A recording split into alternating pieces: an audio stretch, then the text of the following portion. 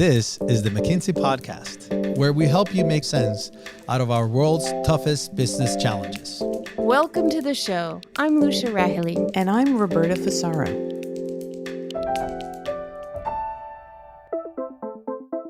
Every time we talk to people about this research, the first question we get asked is, but what about costs, right? Why did you start with physical realities instead of costs? Physical realities actually are an important element of what influences costs. What we're trying to do with the transition is to actually build a physical system in a feasible and reliable way.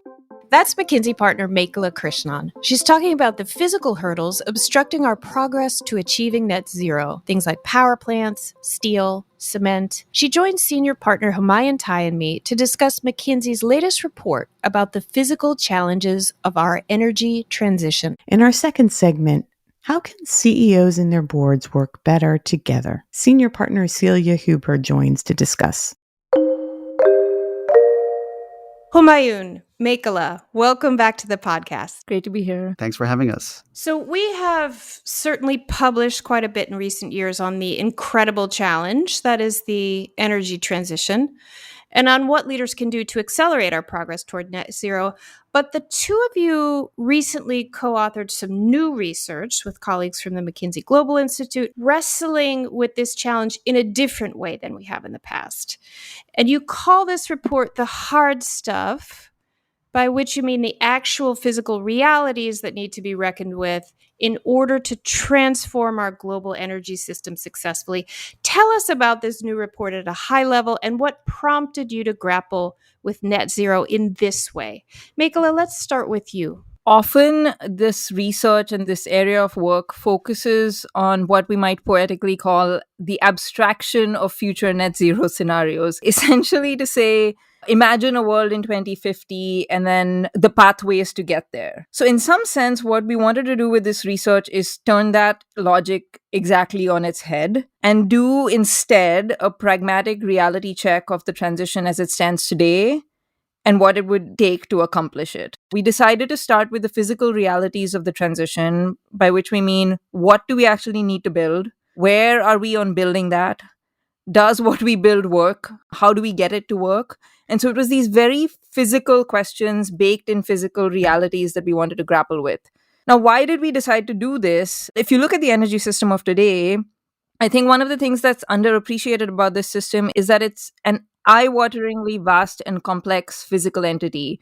We're talking about 60,000 power plants that exist around the world. We're talking about 1 billion vehicles that we drive on the road. We're talking about many billion tons of materials like steel and cement that are produced everywhere around the world. And so what we're talking about is a very physical, interlinked, vast and complex entity that actually does physical things. And so in some ways, it's almost obvious that the starting point of any pragmatic reality check should be the physical nature of the transition. And that's what we do in this research. And if we are to really think hard about the 2050 journey, getting to a common starting point and understanding of these physical realities is important. So can we really draw a global baseline of where we are right now and what those challenges are? Was there anything that really surprised you as you undertook this new report? The first thing that's very clear to us, and it's not surprising, is the fact that we're way short of where we need to be. So if we think about 2050, and look, I'm using 2050 as the marker because that's generally what the world thinks about in terms of these pathways. And if we think about the technologies that really triggered the transformation to a clean pathway, and you look at some of those specific technology points, what we find is that we're 10% of the way there. The second thing we found is the flip of that, which is, okay, so we have 90% of the way to go. What does it take to get there? We talked to many of our experts inside and outside McKinsey. The collaboration with the sustainability practice, for the global energy materials practice, many other practices that we involved through their experts. We did this comprehensive stock taking, and effectively what we then did was synthesize it into a catalog of 25 physical challenges. And so if you really were to boil it down and say, what will pivot the pace of getting to 2050 and beyond, it's these 25 physical challenges to get to that 90% that's in the way. And I'd say the third point was 12 out of those 25 are really hard. We did this classification of what's easier, less easy, really tough, but 12 out of the 25 are super challenging. And Those require systemic changes. That was an important finding too. These are areas where there's a massive set of changes that need to happen, not just in one part of the transition, but multiple interlinked challenges that need to be addressed, and where we're very early in the overall transformation. So Humayun described how on average we're about 10% of the way there. In these very hardest challenges, we're maybe 1% of the way there. It's a handful of percent at best. And so these are things like addressing the issue of how we deal with variable renewable energy systems when solar and wind become a large share of the generation mix. It's things like how we do industrial decarbonization. It's things like how we solve the low emissions hydrogen problem or the carbon capture problem. But if we put all of these 12 together, that's about half of the energy system's carbon dioxide emissions today. So what that tells us is that about half of the energy system's emissions today are in the relatively easier challenges. About half are in the relatively harder challenges. And in some sense, it helped me at least rationalize some of the debate that's out there in the world, right? So you have the optimists and we have the pessimists about the transition. And actually what we find is that both realities are actually true in some sense, right? There are things that we have a handle on. We still need to go a long way in terms of executing them, but we have line of sight in terms of how we solve those physical challenges. This is things like how we get electric vehicles to actually be lower emissions relative to internal combustion engine vehicles if we look at their entire life cycle, how we get electric vehicles to drive the range that we need them to drive, how we get heat pumps to work in extremely cold temperatures. These are problems where we have line of sight in terms of how we're solving them. The energy system, as you described, that we're so reliant on today is actually pretty high performing in many ways. What will it take for low emissions technologies to perform as well as fossil fuels? And is that even possible in your view? Our perspective is when we think about a fossil-based energy system, there are a number of attributes that are quite important in running the physical system. For example, storing natural gas or turning into liquefied natural gas. The fungibility and flexibility of storage and converting that molecules is important because then we can actually reduce the cost and increase the reliability of that fuel. If you think about the use of natural gas for high temperature heat in industrial processes, where the gas can burn at 2000 Celsius, that's an application for natural gas that's quite important for things that we really need in society. Now, the question is, of course, how can we substitute those attributes with low emission technologies? And I think, Lucia, back to your question, where are we? Is it possible? It is certainly possible. And we have examples like with renewables, with solar, with wind, where we see these cost points over time with scaling of demand and supply coming down and providing some of those attributes that fossil fuel-based technologies are providing. But we're not there on a number of these technologies. And we do need the hard work of scaling these technologies. And then that scaling is about the entire physical system that supports the scaling of that new technology. For example, the heat pump technology is drastically improving. Even in cold climate patterns, we're seeing deployments that are actually quite successful and really compete with natural gas heating. Nuclear also runs baseload, and there's a big push and a resurgence of interest in building nuclear. So those are examples of low emissions technologies which will supplant over time the high emissions. So on this topic of scale, which you raise, low emissions technologies depend, at least right now, on these critical raw materials, right? Minerals like lithium, cobalt, etc. Will scarcity be an issue if we enact the energy transition at meaningful scale? Part of why we did this work was not just looking at the low emissions technologies themselves, but the system that needs to be built around these low emissions technologies. As we think about the transition, there's a whole range of critical materials, everything from lithium to rare earth materials that we will need for transition technologies ranging from batteries to electrolyzers, so on and so forth. So this is a transition that will require many different forms of materials. Some of the estimates that we've done suggest that demand for these critical materials, of course, it varies depending on which mineral you're talking about, but it could grow as much as 7 times from today's levels by 2030 under a transition scenario. As of now, based on line of sight that we see on these projects and the pace with which they're occurring, supply is not going to be sufficient by 2030 to meet the demand that we would need in a transition scenario. So if you look at lithium, for example, demand could be as much as 40% higher by 2030 than at least current line of sight on expected supply. And this is not because there's a shortage of these raw materials. The challenge really is on how quickly they can be accessed. So a handful of countries might account for 50, 60, 70% of extraction capacity, refining capacity, that starts to then create risks of bottlenecks and other challenges. And so we do need to think about how we bridge this supply and demand gap, as it were, if we are to make the transition succeed. And there are a whole range of ways we could do that, right? We can, of course, increase ways of getting supply, reduce the timing for some of these projects getting off the ground. We can think about recycled materials, so getting supply from essentially existing materials that are used through recycling. We're also seeing exciting examples of innovation on the demand side itself. So can we essentially reduce our need for these materials through using less materials, through using alternate materials? So I think it's quite exciting. There's many different levers, as it were, that are being explored both on the supply and demand side. But at least as of now, by 2030, there is a problem to meet the demand that we would need for the transition, and more effort needed to start to bridge that. Gen AI has massive implications for energy usage and for the electricity that will be necessary to power data storage. How do we see Gen AI affecting the calculus for net zero? So I think we're in early stages. We see mining companies that are doing very interesting pilots and projects, applying Gen AI to really improving both the production and the extraction of resources, but also applying ways to make that footprint, the environmental footprint of that production, cleaner. But then also in terms of inspecting or prospecting, much like oil and gas, the oil and gas industry has used seismic and other technologies.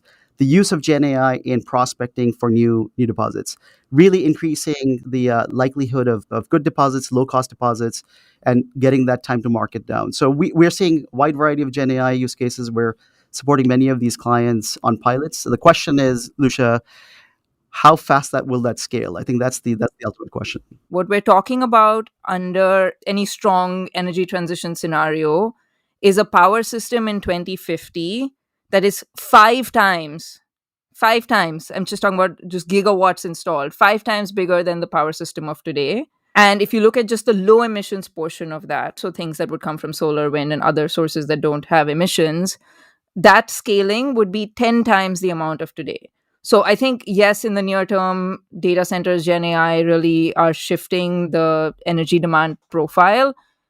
But let's also understand this in the broader context of the transformation, the physical transformation that we're trying to see as a result of the transition. It's small relative to the scale up that we're actually talking about. There's a much larger challenge at hand. And Gen AI, I think it's going to take some time to really see the scaled evidence of that. I would not underestimate the innovation that is going on the supply and demand side with an eye to 2030. We're serving clients across both the end uses and the supply and the extraction who are really figuring out substitution, reduction of use in the production of clean technologies. But the geopolitics behind the minerals is extremely real. When we're thinking about the renewable energy debate, both in the commercial and the residential context, one thing that comes up a lot is variability, right? The sun doesn't always shine, the wind doesn't always blow. What might greater reliance on renewables mean for our power systems?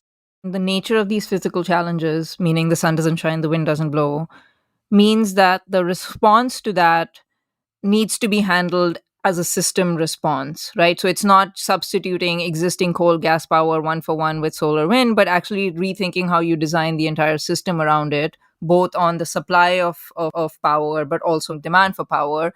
But that's a different way of running our power systems and managing our power systems. And so that's actually, it's a perfect example of why a physical challenge then creates the need for a system response, but also the fact that it involves doing something quite differently in the future than we are doing today, and really trying to understand how to do that well, how to incentivize it, how to make that from to shift well. One thing we hear a lot about is the hydrogen economy. Hydrogen, both pro as a kind of panacea and con in terms of inefficiency and waste.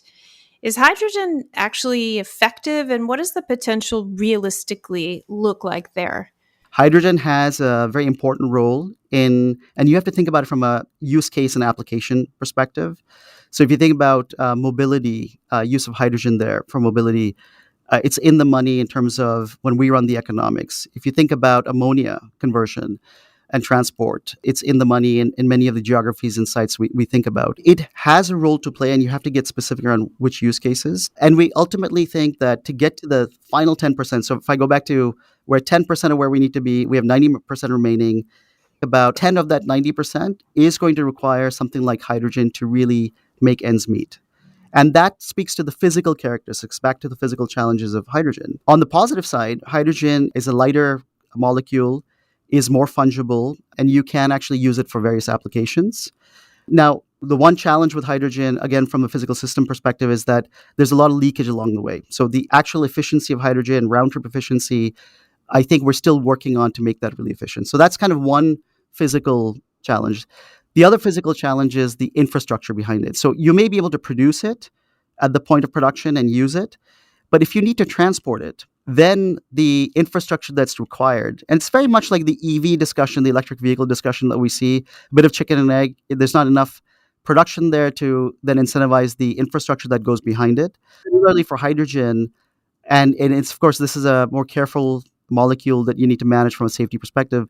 The infrastructure investment has to be there. Michaela, we have woven some discussion about cost throughout this conversation. Anything at a high level to say about how costs are factoring into the calculus here? Every time we talk to people about this research, the first question we get asked is, but what about costs, right? Why did you start with physical realities instead of costs?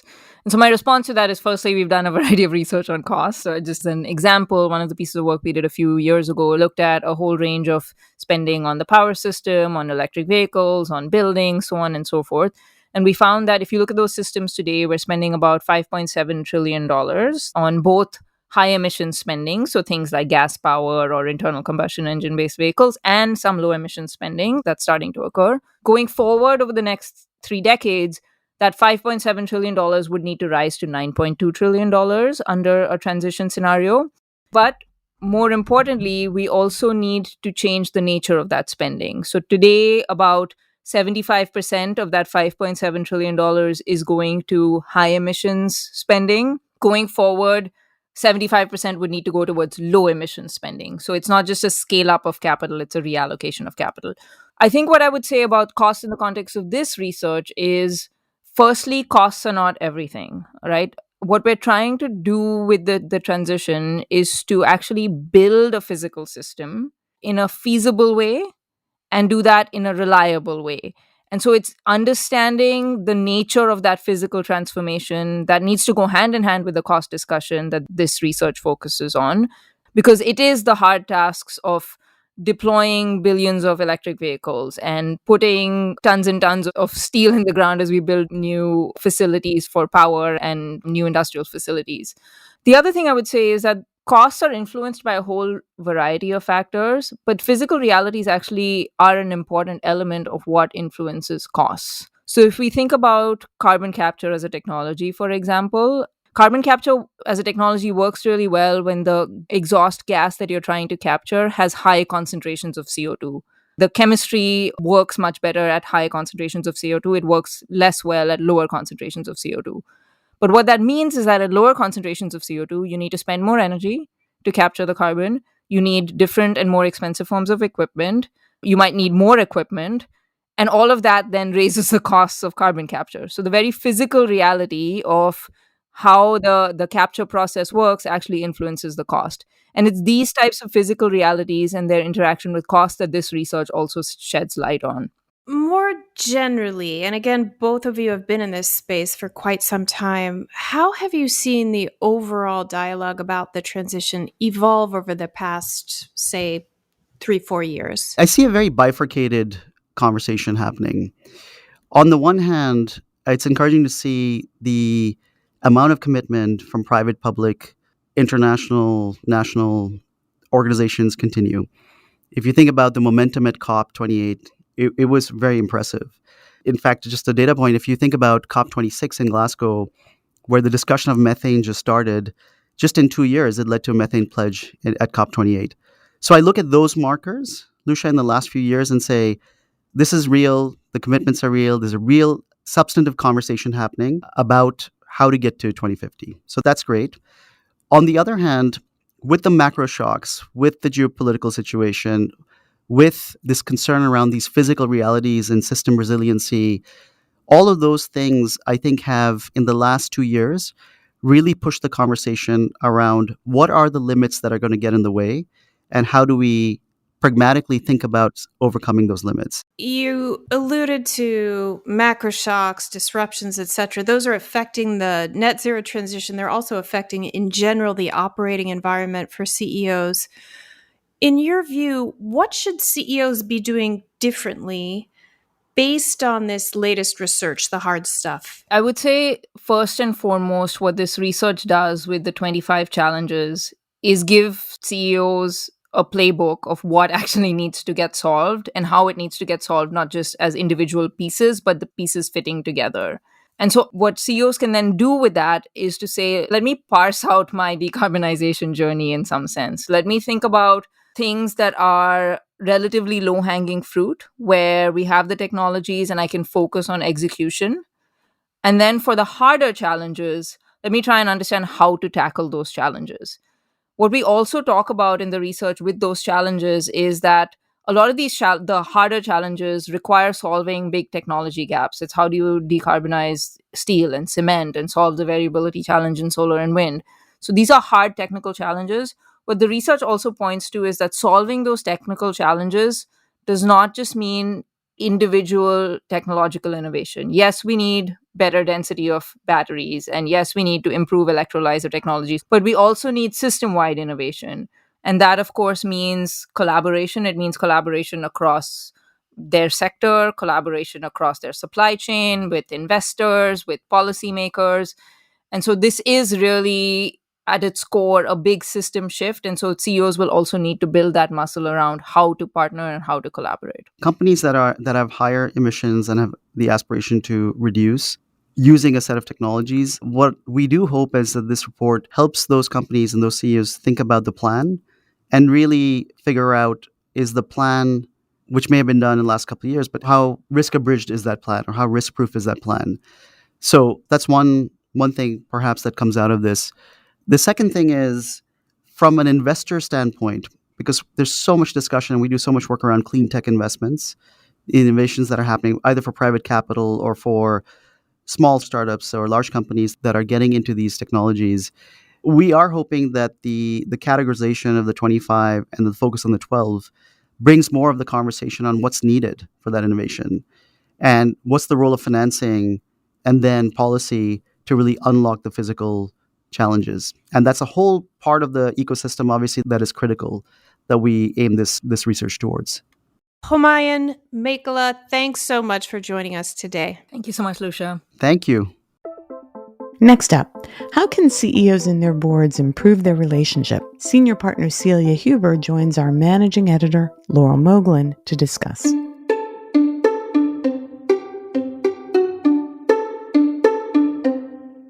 Celia, thanks so much for being here. Thanks for having me, Laurel. Really appreciate it. So I think it's best to just refresh everyone with the most basic of questions, which is, what is the role of the board?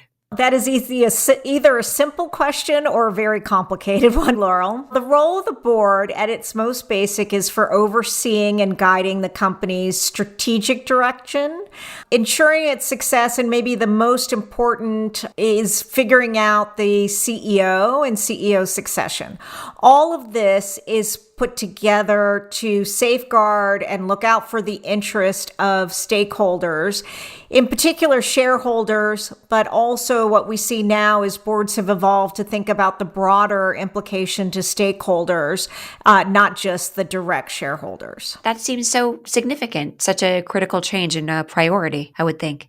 It has been a change in priority. So if you go back roughly 20 years ago, boards were much more focused on just the shareholders. And in particular, they were picked by the CEO and didn't act that much as a critical thought partner, but more as supporter, often picked by the CEO to be on their board. They were people in the same social circles. And what we see today is a lot more diversity in board members, a lot more of this genuine thought partner to the CEO and the rest of the management team, and really acting as a foil to test and stress test a lot of different actions that the company could take. Based on what you've experienced on the ground, plus with McKinsey's research, how knowledgeable do board members feel about the companies they serve? For the most part, board members would say that they're not that knowledgeable about the industry and some of the changes in technology and the dynamics of their industry.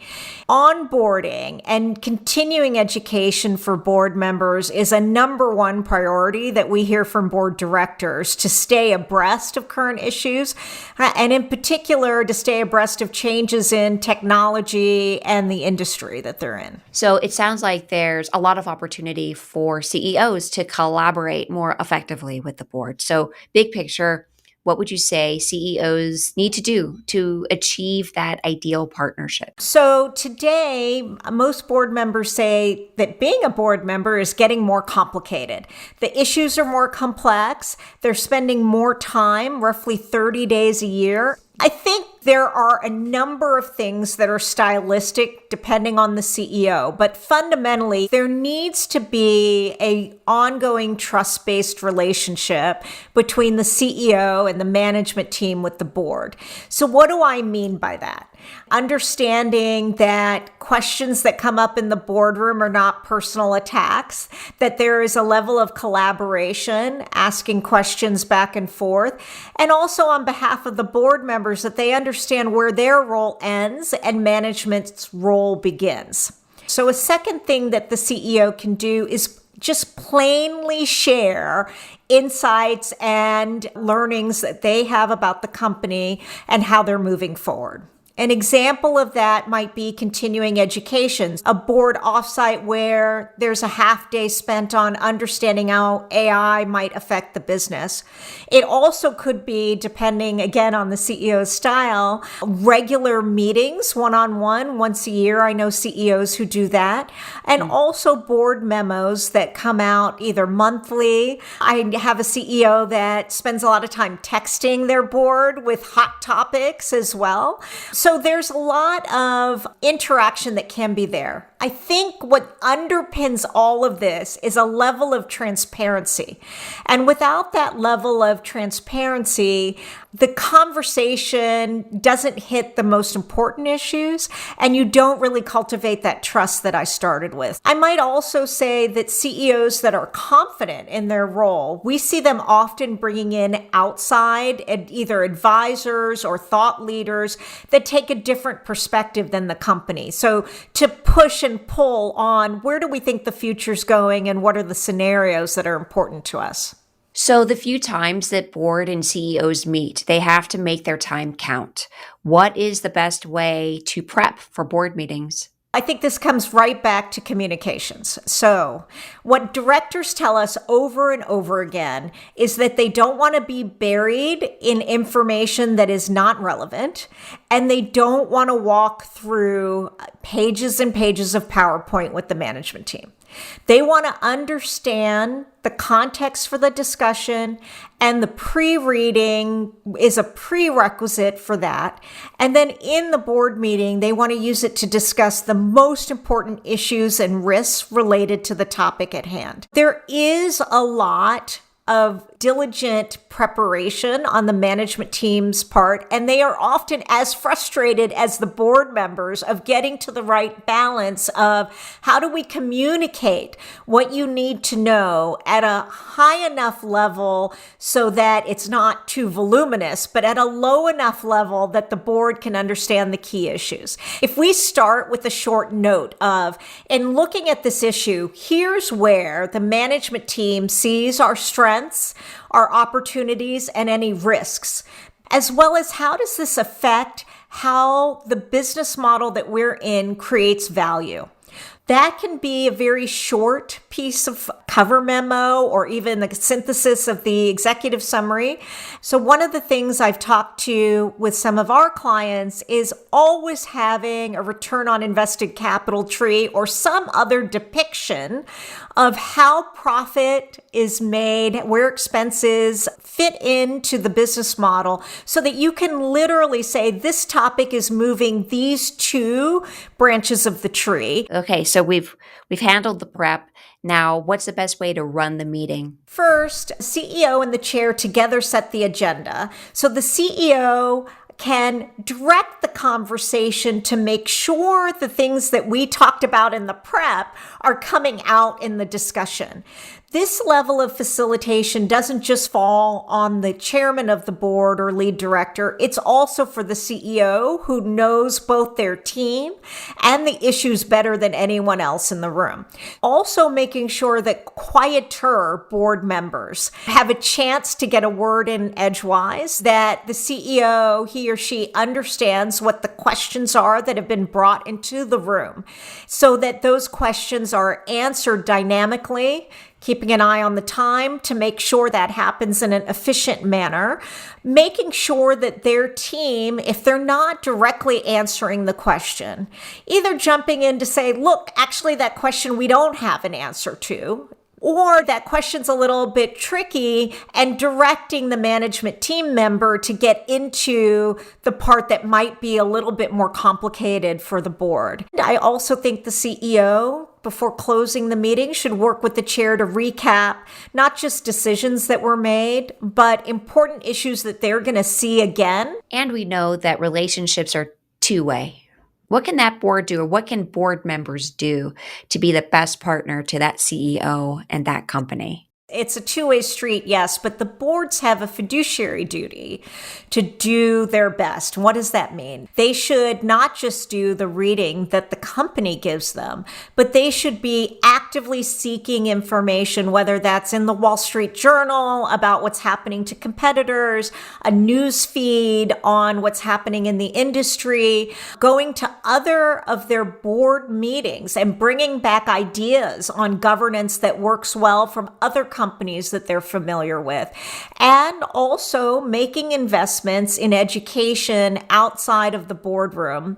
It can also be, hey, I'm going to take a course at a university on cybersecurity because I want to understand more. Just one or two board members who don't do their pre-work coming into a meeting creates an enormous disruption for the type of process that I just described. Yes, I'm sure. And the least amount of friction, the best. That's right. Any other thoughts you might want to share that we haven't hit? When we study effective versus less effective boards, what we find is the most pivotal position is that chair or lead director role. And why is that? They really are the coach for the CEO and can tell them honestly, did this land with the board? And that type of straightforward communication is equally important, usually through the board chair or lead director, to give back to the CEO and help coach them. So helpful, so clarifying. Thank you so much for being with us today. Thank you so much for having me, Laurel. Really appreciate it. Thanks so much for listening to the McKinsey podcast. I'm Lucia Rahili. And I'm Roberta Fasaro. Find us on McKinsey.com. We'll have a transcript of this episode up shortly. And download the McKinsey Insights app, where you can find this podcast and other helpful content updated daily. If you enjoyed the show, we'd love for you to leave a rating and a review. We'll see you in 2 weeks.